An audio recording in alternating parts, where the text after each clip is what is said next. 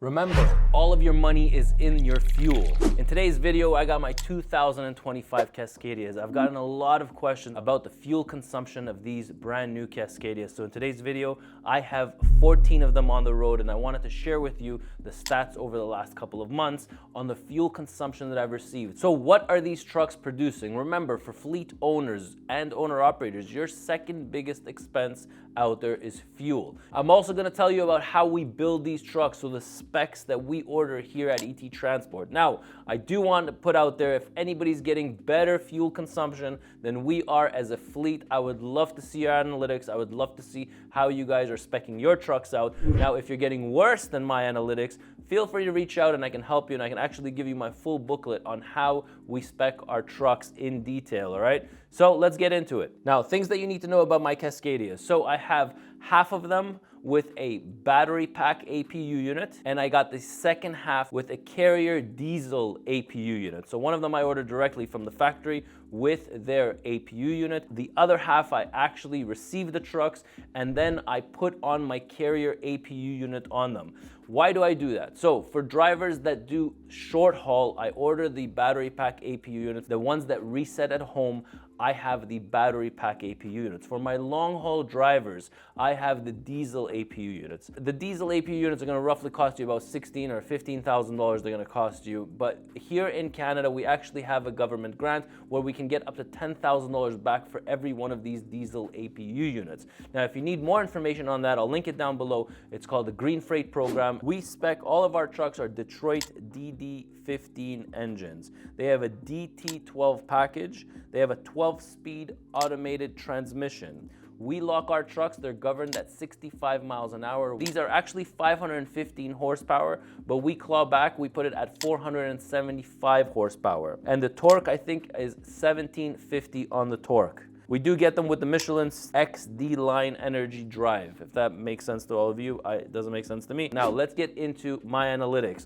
2025 Cascadias, we have here, I've sorted it out from the most efficient truck to the least efficient truck. So you can see here that my trucks are getting anywhere between 8.2 miles per gallon. Now also, guys, keep in mind that it is now November, okay? The end of November. If I was to look at the stats, and maybe we'll do that together, I'll look at the stats from 4 months ago, and you'll see that the stats are probably a little bit higher, but in November we have colder weather. The trucks do take up a little bit more fuel in order to drive in these cold conditions. But here we have 8.2 miles per gallon. I have 5 trucks at 8 and above miles per gallon, and the rest of them are sitting at 7.2 to 8 miles per gallon. Now, I do want to do the comparison. If I was to pull up 2021 Freightliner Cascadias, let's compare if these trucks have gotten more efficient over the years or less efficient over the years. But when I do this in my consultations with small fleets, medium fleets, a couple of actually large fleets that I've done this with, I see that their idle time is through the roof, okay? And their fuel consumption is a lot lower. Anything that has under 4%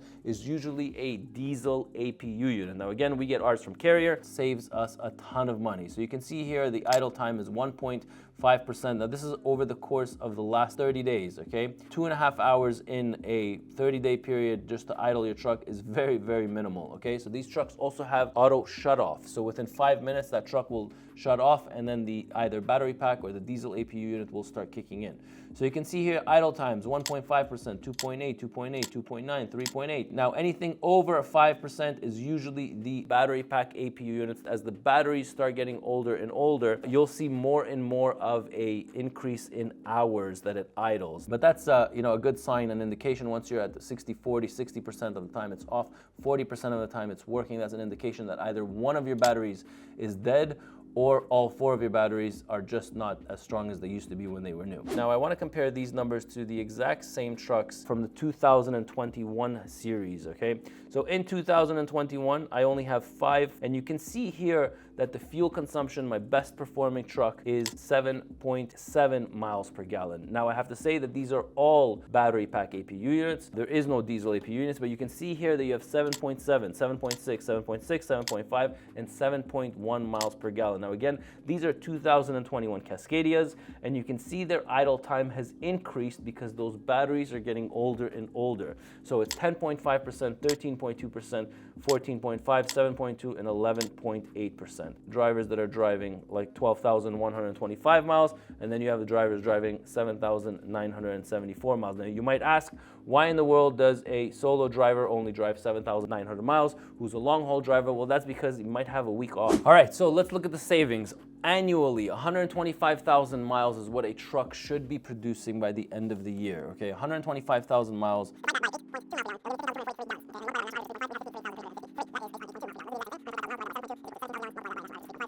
$1 mile per gallon will give you a difference of minus $53,000, $7,400 per truck, $7,400. So you'll save $7,400 per truck if your truck drives an extra mile per gallon. 8.2 to 6.2, you have a difference of 74 and 74, $14,800.